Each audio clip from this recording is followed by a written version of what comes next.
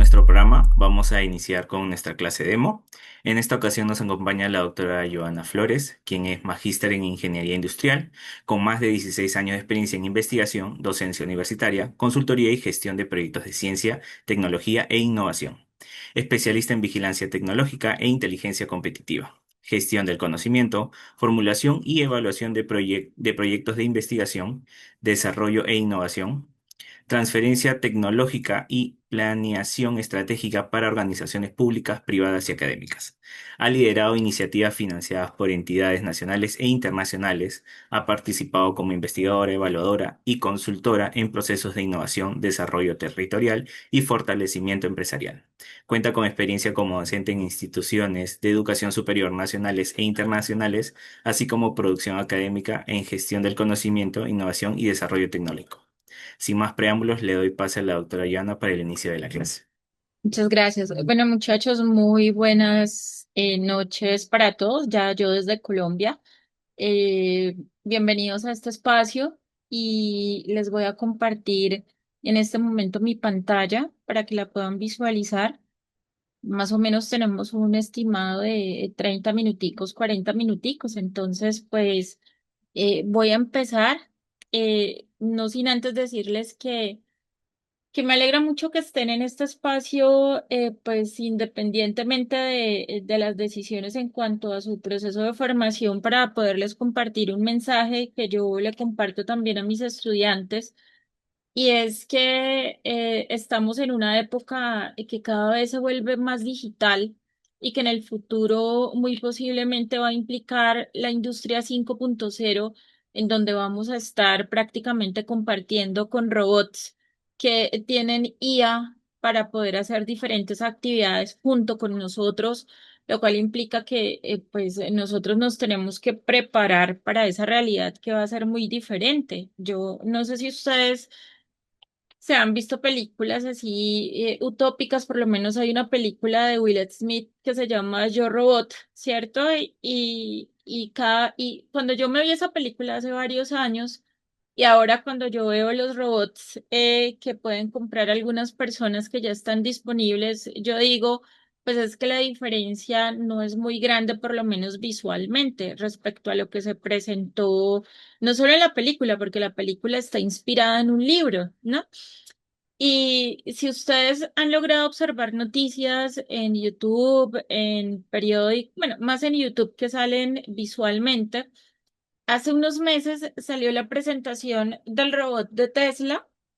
Y pues el robot, pues como era una de las primeras versiones, sale movilizándose, y pues aunque le costaba un poco, ya estaba siendo como más dinámico, imitaba más como los movimientos humanos. Sin embargo, hace poco vi otro video que también es de hace unos meses, en donde hay unos niños orientales, no sé muy bien si eran de China, de Japón, que estaban haciendo una danza, y ellos tenían unos robots que bailaban con ellos, que prácticamente tenían una sincronización, no solo entre ellos, sino entre ellos y los niños. Entonces, eso nos abre la mente a una nueva realidad, y por eso yo les traigo el día de hoy el design thinking para científicos de datos, de la idea a la acción. Vamos a ver tres temitas que son los importantes, y para lo que nos alcanza el tiempo el día de hoy. Vamos a empezar a hablar acerca de la sociedad del conocimiento. Luego vamos a hablar acerca de una idea a un producto, que puede ser un bien o un servicio. Y luego vamos a hablar acerca de la toma de decisiones en la generación de productos. Entonces, vamos a empezar hablando sobre la sociedad del conocimiento. Y es que eso tiene mucho que ver con lo que yo les decía.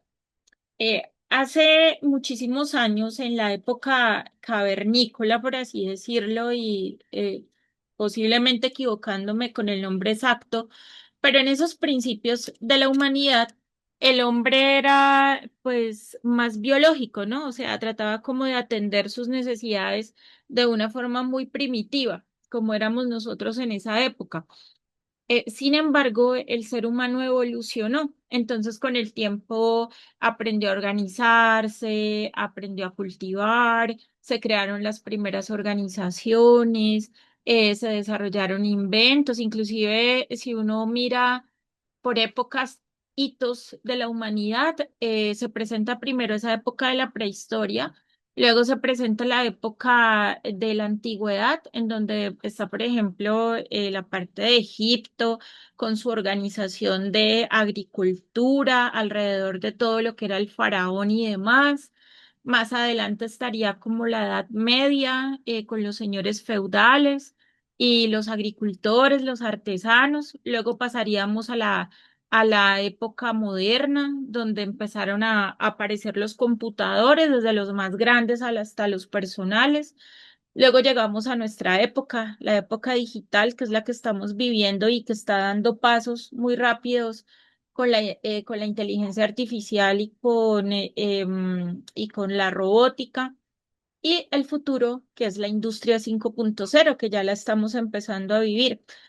Lo curioso de estos hitos en la historia es que es como un desarrollo exponencial, ¿sí? Mucho tiempo desde la prehistoria empieza a crecer, luego en la edad antigua se demoró mucho tiempo, pero lo que ha sido los últimos años ya no son como tan distanciadas las épocas que son representativas, inclusive cada momento parece algo extraordinario debido a la existencia de algo que nosotros llamamos la sociedad del conocimiento.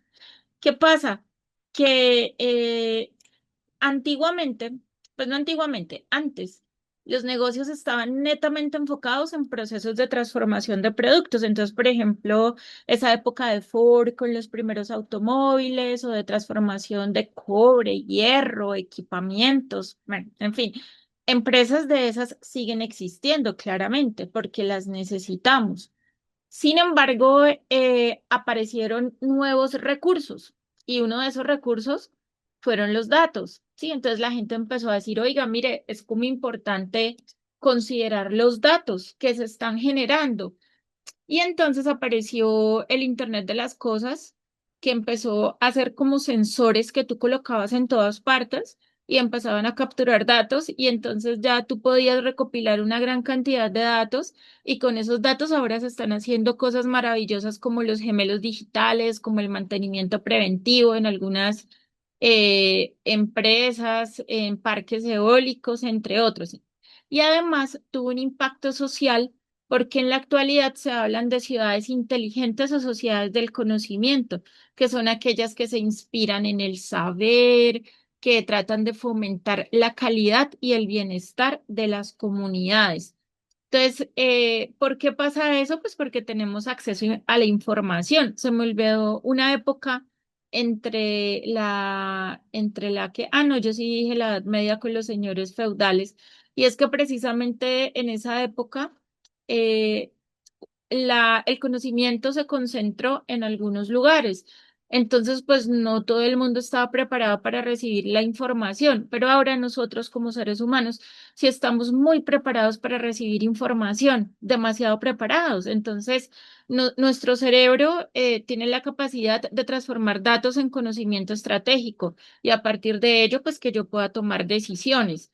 ¿Qué pasa con eso? Pues que el cambio es constante y el volumen de datos que se genera es muy frecuente, es dinámico y hay una velocidad, hay ubicuidad en la generación de datos, información y conocimientos y nosotros lo que queremos es aplicarlo de una vez. Decir, listo, yo voy a hacer esto.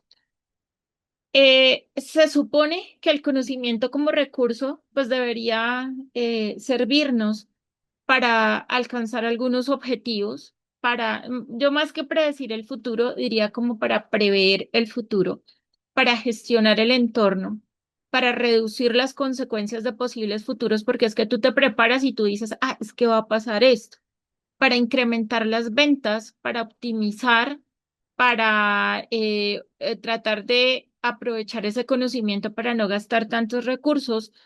Sin embargo, se requiere que la información tenga estos elementos, que sea de calidad, que tenga credibilidad y que sea exclusiva. Sí, eso es súper importante. Sin embargo, a nosotros como sociedad del conocimiento, en esta época digital de generación de información, mm, tenemos una dificultad y es que cada vez es más rico el ecosistema de información. Hay más información, hay más fuentes, hay más formatos, hay más tecnologías y canales y todas las 24 horas, pues como nuestro planeta va orbitando sobre el mismo, mientras dormimos, otros están despiertos, entonces las 24 horas está generando información. Y muchas veces, hoy yo veía particularmente un video que estaba explicando por qué nosotros como seres humanos hemos perdido la capacidad de concentración. Lo pueden buscar en YouTube. Y es que nuestra mente se entrena. Nosotros sí tenemos la capacidad de aprender y de desaprender. Pero resulta que nos estamos acostumbrando a ver esos videitos de Instagram muy cortos o los de TikTok. Entonces nuestra mente se está acostumbrando a ver cosas muy cortas y se preguntarán ustedes por qué dicen que las redes sociales producen ansiedad. Y yo escuchando ese video, llegaba y decía que, por ejemplo, nosotros como seres humanos tenemos la capacidad de que cuando acontece un estímulo alrededor de nosotros, nosotros reaccionamos como si fuera algo importante. Eso es de nuestra naturaleza humana. Por ejemplo, si te pita un auto, sí, entonces tú volteas porque dices me van a atropellar. O si alguien te grita por tu nombre, hey, Carlos, tú reaccionas y dices, me llaman a mí. Entonces, los teléfonos celulares funcionan con eso, con esas alarmitas, ¿sí? Cada vez que te hablan por WhatsApp, cada vez que te llega un correo electrónico. Entonces, ¿qué haces tú como ser humano con tu naturaleza? Reaccionas, como si tuvieras que tener una atención inmediata. Y por eso, pues tú no te puedes concentrar. Por eso ellos recomiendan apagar a veces el sonido de tu dispositivo tecnológico para que tú puedas como concentrarte con algo. Entonces, nosotros cada vez está siendo más difícil, cada vez necesitamos tener habilidades para entender los datos, para analizarlos, para procesarlos, además porque nosotros somos la información a la que nos exponemos. Sí, por ejemplo, si tú te la pasas todo el día viendo noticias negativas sobre, digamos, una inundación, fijo, tú desarrollas el pensamiento de que te puede suceder a ti. Sí, o de un choque de automóvil o de un accidente. Entonces es muy importante aprender a filtrar. Entonces, ese crecimiento exponencial tan grande es mayor a nuestra capacidad de procesamiento. Y eso lo analizó Alvin Toffler con The Future Shock. Y él que decía, pues que más o menos se generan entre 300 millones de terabytes de datos a nivel global al día. Y según estudios, parece que la información se duplica cada 2 años. O sea, es demasiada información. Y nosotros, pues, por ejemplo, tú piensas, hoy estás pensando, ¿no? Y tú dices, uy, estoy pensando en hacerme de cena un perrito caliente. Y tengo que recoger al niño del colegio. Después lo tengo que llevar a fútbol. Tengo que ayudarle a mi esposo a revisar unas facturas. Mi vecina necesita tal cosa. Ay, tengo que comprar verduras porque no tengo. Sí, entonces esas ideas que tú empiezas a sumar son estos que son los elementos que tú puedes manejar al tiempo. Sí, entonces se supone que George Miller dice que tú puedes manejar 7 más o menos 2, o sea, entre 5 y 9 elementos de esos, pero realmente dicen que uno solo puede manejar de 3 a 5 y yo le veo más lógica a eso porque imagínense, o yo pienso en el niño en el colegio, en la cena y en hacer otra cosa. Esas tres yo los puedo manejar, pero más es muy complicado. Desde el surgimiento de la web, como nosotros la conocemos, desde 1991, luego creció en el año 2000, más adelante en el 2005 la época de las redes sociales, en el 2007 llegó el iPhone con esa usabilidad tan atractiva para el consumidor, en el 2010 el 4G, el boom del smartphone en el 2018. En el 2020 llegó la pandemia ocasionada por la COVID-19 y miren esa inclinación tan, pues, tan llamativa, ¿no? O sea, prácticamente como nos tocó mantener un resguardo sin quererlo, entonces nuestra interacción humana aumentó a través de las redes sociales y se espera que siga creciendo con esa curva porque ahora existen herramientas muy interesantes como la inteligencia artificial, inclusive, por ejemplo, herramientas como ChatGPT. Llega una herramienta como ChatGPT y nos genera información de manera infinita y tan rápido que pues ahora la ventaja competitiva como profesional está, bueno, yo cómo voy a interactuar con una IA para que no se convierta en quien haga mi trabajo, sino en un aliado para que me ayude a que yo sea más estratégico con mi trabajo. Sí, así como por ejemplo en algún momento aparecieron esos equipamientos que le ayudaron al ser humano a optimizar sus procesos. Ahora, cómo la IA me ayuda a mí a ciertos procesos de toma de decisión y de pensamiento para que sea más efectivo. Ahora, yo les comparto lo siguiente. Miren, se hizo una investigación con personas que usaban inteligencia artificial y con personas que no, ¿sí? Entonces, bueno, y con personas que la usaban moderadamente. Y resulta que uno de los estudios que ha surgido en los últimos años precisamente ha sido el tema de que cuando tú usas de manera pues muy delegativa de tus actividades con la IA, pues tú dejas de hacer el pensamiento profundo, reflexivo, que es el que nos ha logrado ayudar a evolucionar como especie. Sí, o sea, finalmente, pues la curiosidad, la inquietud, el hecho de querer saber es lo que nos ha ayudado a nosotros como especie a avanzar. Entonces ahora las personas mayores de 50 años tienen una ventaja competitiva sobre las otras generaciones grandísima porque es la última generación que estuvo siendo muy prudente con el uso de Internet. Sí, entonces ellos todavía son como muy reflexivos, como muy críticos, pero las generaciones futuras nos hemos vuelto un poco más dependientes. Entonces, ellos ya nos van ganando. Entonces, ¿qué pasa? Tanta información. Bueno, yo les estaba contando acerca del experimento. Regálenme un segundito, por. Entonces, resulta que con ese experimento llegaron y tomaron a tres grupos, ¿no? Así como todos los experimentos tienen grupos de control. Mm. Tomaron el grupo que usaba herramientas, vamos a decir ChatGPT, porque pues ahorita existe Gemini, Perplexity, bueno, Cloud es la otra que existe. Entonces les dijeron, ustedes van a crear una idea, sí, van a hacer una propuesta de algo, listo. Entonces le entregaron. Y resulta que ellos al principio fueron así súper innovadores, ¿no? Eso llegaban y en menos de 2 minutos llegaban y ¡pum! Idea número uno, ¡pum! Idea número dos, idea número tres, ¡uf! Súper sorprendente. Los chicos que usaban moderadamente, solo parcialmente, pues dieron algunas ideas, pero muy lentos. Y los chicos que no usaron se demoraron mucho pensando y entregaron por ahí una idea. A lo largo del tiempo, las personas que usaron herramientas de IA se volvieron planos. ¿Por qué? Porque es que, muchachos, la IA está muy bebé, está muy pequeña, muy jovencita. Entonces la IA tiende a homogenizar. Llega un punto donde todo lo que responde es igual. Les voy a dar un ejemplo. Yo le puse a mis estudiantes a dibujar un logo, ¿sí?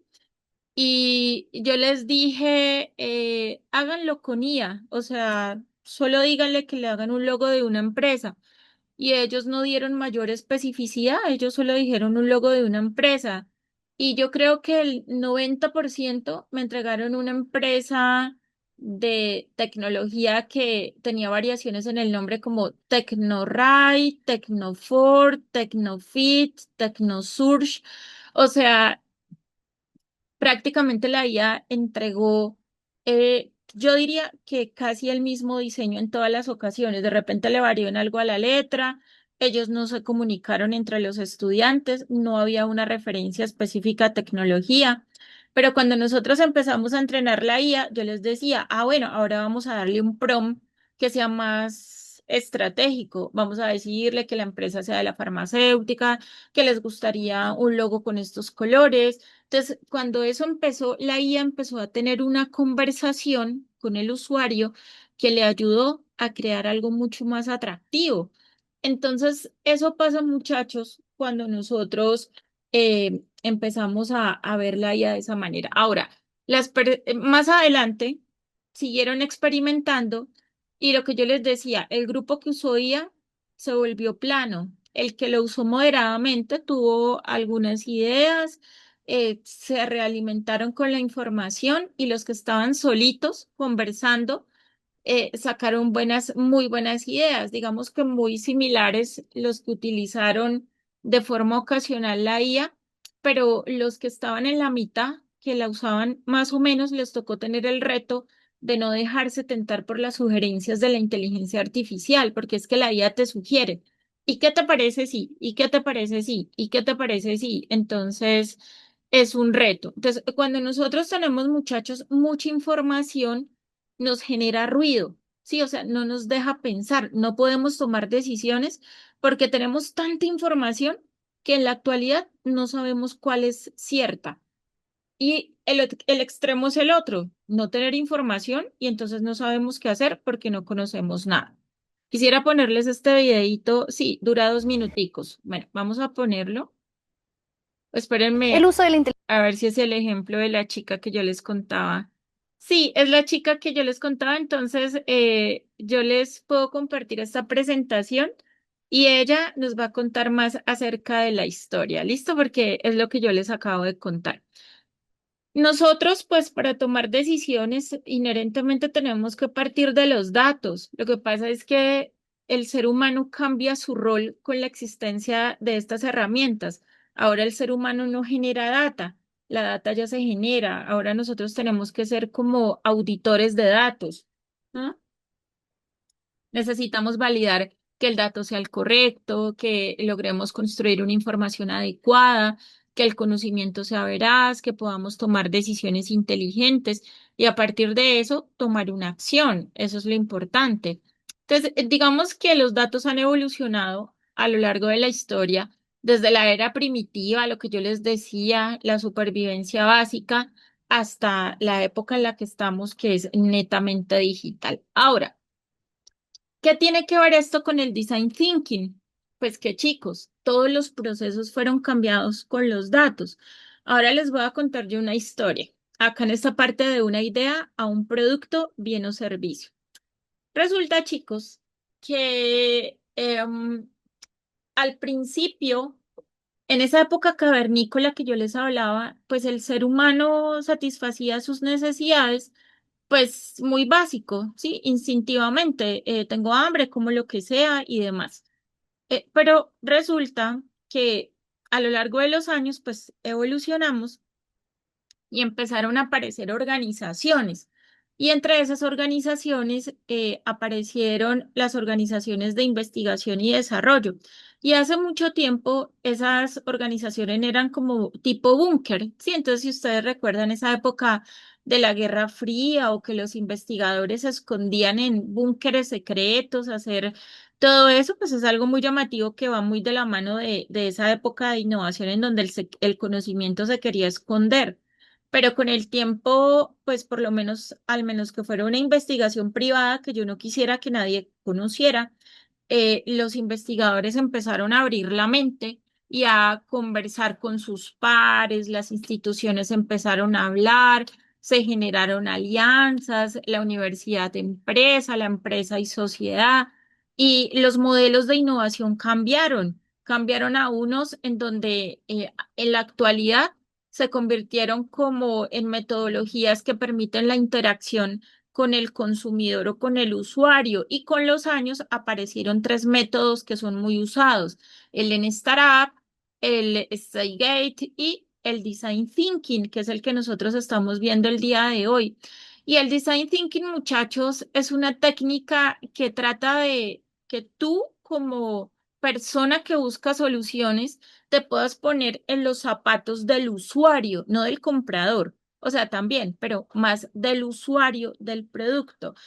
Y pues, ¿qué es lo que hace? Por lo general, involucra una interacción entre los desarrolladores, el usuario e implica un proceso, perdón. ¿Y qué tienen que ver los datos? Pues es que como tal, los datos como tal, la tecnología se ha vuelto inmersa en todos los procesos y en la actualidad ha facilitado para que el proceso de diseño de productos sea muchísimo más ágil o más rápido. Y eso se conoce como el prototipado rápido, ¿sí? En donde tú llegas rápidamente, haces, recopilas data y generas un prototipo digital súper rápido que te permite observar cómo se comporta el producto. Entonces, ¿qué es esa idea de producto? Pues es esa necesidad, ese problema o que tú quieres mejorar una experiencia para generar una solución, que puede ser un bien tangible, un dispositivo, una prenda, un celular, un alimento, o intangible como un servicio, educación, como el que presta la universidad, servicio de alimentación, servicio de hospedaje, son servicios aunque algunos pueden entenderse como producto o servicio al mismo tiempo. Entonces, yo me tengo que poner en los zapatos de mi cliente, saber cuál es su experiencia, qué es lo que piensa. Y para esto existen herramientas como por ejemplo el mapa de empatía. Sí, el mapa de empatía es un mapita súper sencillito donde yo respondo unas preguntas de cómo pensaría, actuaría, escucharía a mi cliente y eso me sirve para que yo pueda plantear un modelo de negocio. Por ejemplo, alguien llegó y dijo, oye, mira, qué espectacular si yo tuviera un termito para guardar café que me lo mantenga, pero que yo pueda ver la temperatura. Esto en su momento fue una idea, pero yo fui a una tiendita de Miniso y ya tienen de esos termitos que tú puedes leer la temperatura. O sea, ahora no es una idea, lo fue en su momento, así como otras. Entonces, esta idea es como esa chispa creativa, es como de mi necesidad, como una solución, como una inspiración, me ayuda a resolver un problema. Entonces, yo lo primero que hago es que puedo hacer un boceto, ¿sí? Un sketch de lo que va a ser esta silla. Yo digo, mira, hago el dibujito, sí, miro cómo es, le coloco unas formas, unas funciones, le hago algunas cositas ahí para darle como la lógica y pues yo lo puedo hacer a mano alzada, no me interesan mucho las medidas. Pero aquí es donde cuando yo estoy tratando de avanzar, empiezo a utilizar la digitalización, por ejemplo, con herramientas de diseño asistido por computadora CAD, como AutoCAD, como Rhino, como otras que están disponibles, y empiezo yo a hacer el diseñito de forma digital. Ya si puedo, lo imprimo. Entonces, por ejemplo, muchachos, yo llego. Y les voy a contar algo que pasa en el sector automotriz. Miren, en el sector automotriz, ellos tienen a lo largo de su proceso operativo, han recopilado una gran cantidad de datos. Sí, entonces llegan y han hecho de diferentes formas de recopilación con sensórica y demás. Entonces, ellos tienen una como una base de datos que ellos convierten en indicadores y que virtualizan para que tú puedas evidenciar tu carro con las características que tiene, lo ves así digitalmente. Y resulta que ellos también tienen incluidos datos de las características de los materiales que va a tener ese carro. Entonces ellos dicen, bueno, por ejemplo, vamos a crear un automóvil en acero, ¿no? Entonces ellos le calculan el punto de quiebre del acero, la ductibilidad del acero, la resistencia del acero, todo, todo, todo. Entonces ellos como tienen esa data dentro del software, empiezan a colocarle también con datos en lo que sería en una realidad virtual, considerando lo que ahora nosotros llamamos gemelos digitales. Entonces ellos tienen datos y empiezan a meterle cosas, ¿no? Ay, que si la temperatura es de tanto, entonces ellos meten la variable en el sistema y se ve lo que le sucede al automóvil. Entonces, ¿qué pasa? Que las empresas en el prototipado rápido están haciendo pruebas digitales antes de hacer pruebas reales y cuando ellos digitalmente comprueban basados en datos reales, ¿no? Que es viable producir el automóvil, pues ellos empiezan a producirlo. Y no necesariamente pues va a ser exitoso a la primera, pero muy posiblemente va a salir exitoso. Entonces, ellos empiezan el design thinking, yo puedo aplicarlo siguiendo esto que es un esquema de laboratorio vivo o laboratorio de innovación Y yo parto de una idea, ¿sí? Y esa idea lo llevo primero al diseño del concepto, ¿sí? Entonces yo llego y sería lo que yo haría acá, ¿sí? Diseño mi concepto. Luego yo paso al prototipado. Entonces, el primer prototipo yo lo puedo hacer en AutoCAD, que es lo que haría la empresa del sector automotriz, que empieza a hacer los prototipos y luego yo empiezo a materializar lo que estoy haciendo. Y al final, pues yo lo llevo para que se convierta en una innovación, que es cuando yo pienso acá que debe llegar hacia el consumidor. Y al final, pues sale mi producto que cumple pues con los requerimientos del cliente, porque ustedes acá pueden ver. Perdón, voy a activar acá mi lapicito para mostrarles. Esperen, coloco un color así llamativo. Y acá ustedes pueden ver cómo siempre se considera lo que puede pensar el cliente. Entonces, por ejemplo, miren, evaluación de la experiencia de usuario, evaluación de la utilidad. Acá también debería, con la experiencia de usuario, también se puede evaluar la usabilidad, es decir, cómo se sintió el cliente usando su producto. Además, acá cuando se evalúa el concepto y se diseña el concepto, se tiene en cuenta el usuario, es muy importante. ¿Y por qué es tan importante el usuario? Porque es que yo necesito garantizar que cuando mi producto llegue al mercado, pues el cliente no me diga, uy, ¿a usted quién le dijo que hiciera eso? No me gusta. Entonces, cuando nosotros diseñamos el concepto, lo empezamos haciendo así.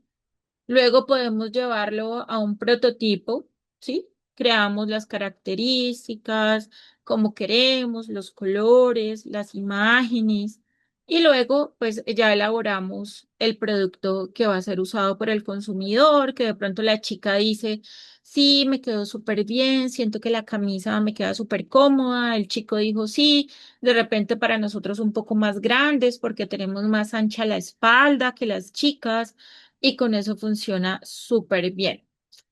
Y quiero aprovechar y les voy a compartir este video, solo déjenme ver para medir el tiempo que me queda. Sí, vamos a ver, quiero mostrarles solo algo de un producto que se generó bajo esta metodología del Design Thinking, pero no voy a dejar todo, solo voy a dejar unos minuticos y vamos a ver, miren, un segundito. Este se llama bocadillo de guanábana. Pues para las personas que residen en Colombia o que han estado por acá, para nosotros un bocadillo es un dulce que se elabora a partir de la guayaba, ¿sí? De la fruta. Para nosotros el bocadillo es el bocadillo, es eso, siempre es de guayaba. Pero estas señoras lo querían hacer de otra fruta, que es la guanábana. Entonces, escuchamos un minutico a ella. Tardes. Nosotros somos unas señoras emprendedoras del municipio de Lebrija, de la vereda San Cayetano. Nuestro emprendimiento es el bocadillo de guanábana, hortifruti. Nosotros, a través de este programa Reactiva de Santander, queremos que nuestro emprendimiento crezca, que tenga un mejor desarrollo y que nosotros tengamos como una mejor manera de trabajar y de producir nuestro emprendimiento. Que sea un producto innovador, un producto que le sirva a la comunidad, que le sirva a las personas. Muchas gracias.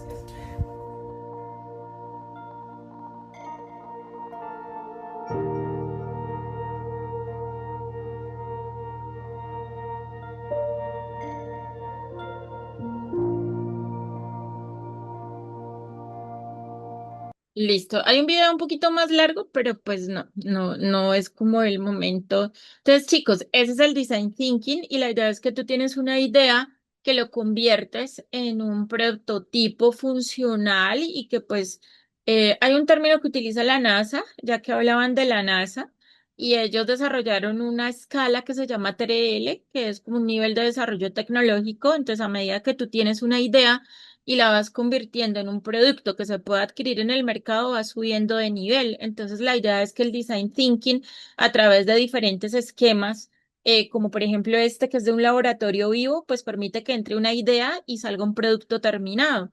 Entonces, para nosotros, entendiendo la existencia de datos, existiendo estos procesos de innovación, ¿Qué implica para nosotros la toma de decisiones? Pues muchachos, miren, inicialmente, nosotros que estamos en esta época digital, debemos ser estratégicas con la información, creativos en la resolución de problemas. Miren, muchas empresas y personas prefieren las soluciones tradicionales, es decir, las que nos ha funcionado en el pasado.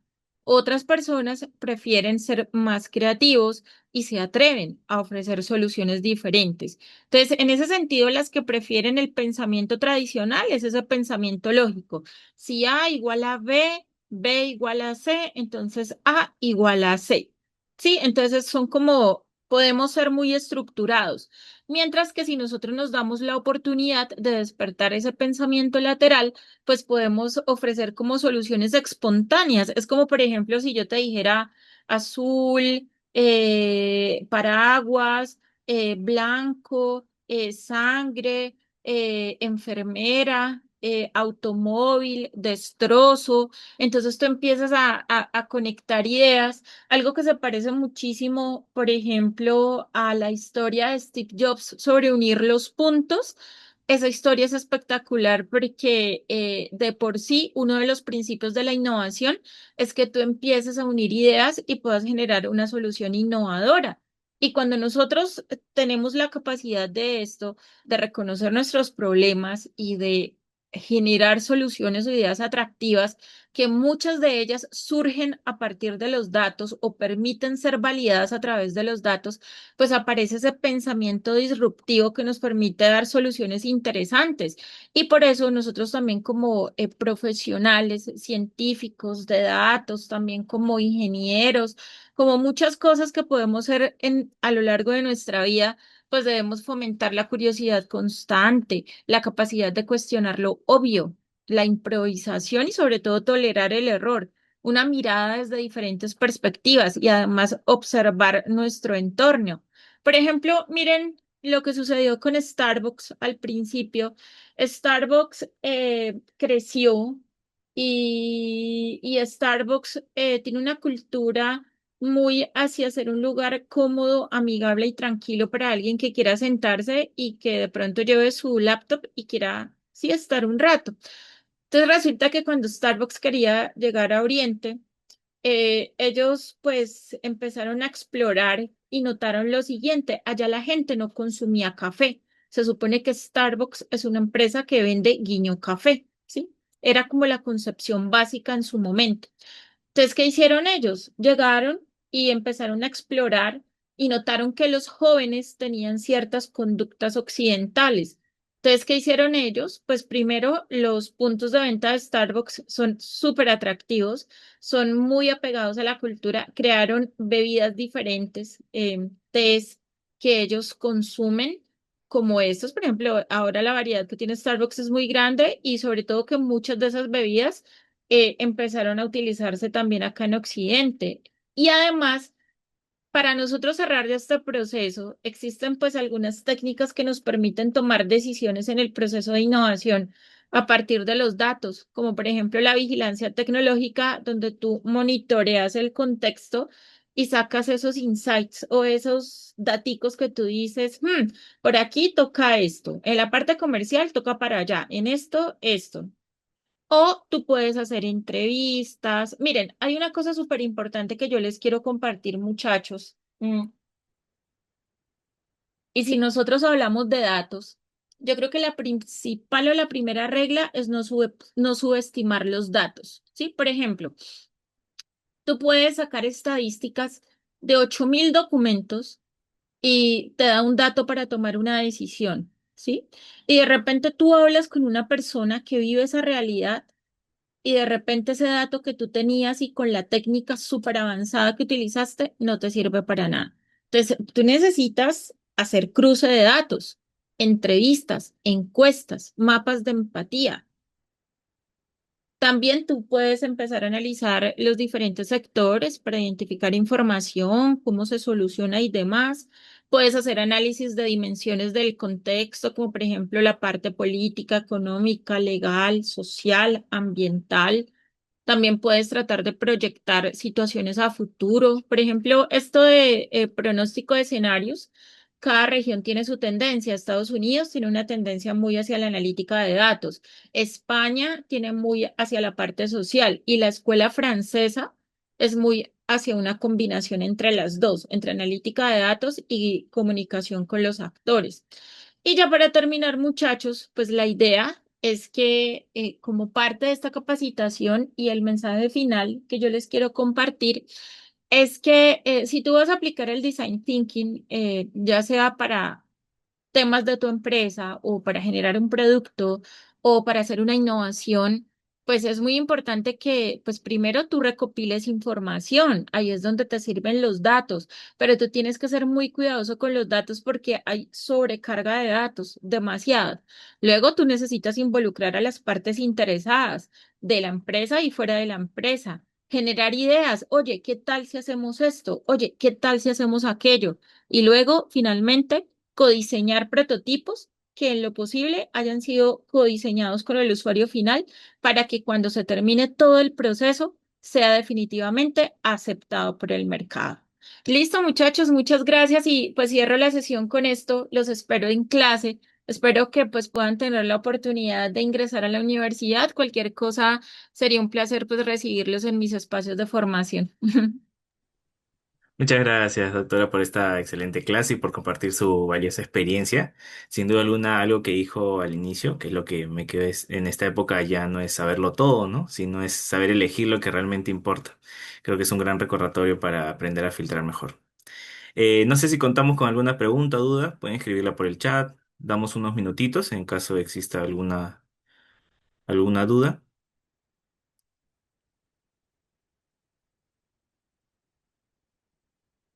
Bueno, perfecto. Al parecer todo ha quedado muy claro. Doctora Ivana, muchas gracias nuevamente por su tiempo. Nuevamente agradecerles por habernos guiado en este tema tan interesante y fundamental para para la maestría de Data Science. Y nada, muchas gracias. Gracias a todos por conectarse y que tengan una bonita noche. Bueno, muchas gracias a ti y buenas noches para todos. Hasta luego, gracias.